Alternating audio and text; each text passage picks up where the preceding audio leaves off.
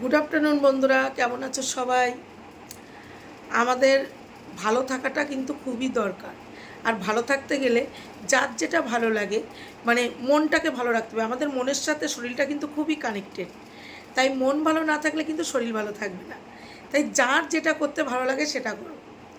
গান করো, নাচ করো, নাটক দেখো, সিরিয়াল দেখো, বই দেখো, সাজুগুজু করো, যার যেটা করতে ভালো লাগে।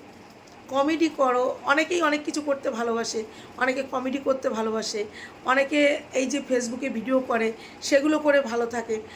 মোট কথা, মনটাকে ভালো রাখতে হবে।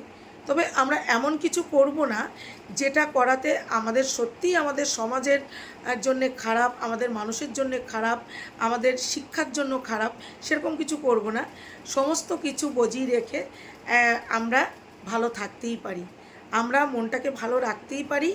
অনেক ভালো কিছু করে, ভালো কাজ করে, ভালো কথা বলে, ভালো কিছু দেখে, ভালো কিছু শুনে আমরা কিন্তু নিজেকে ভালো রাখতেই পারি। সেই মনটা ভালো থাকলে আমাদের শরীরও ভালো থাকবে, সুস্থ থাকবে। সবাই এভাবেই ভালো থাকো। টাটা।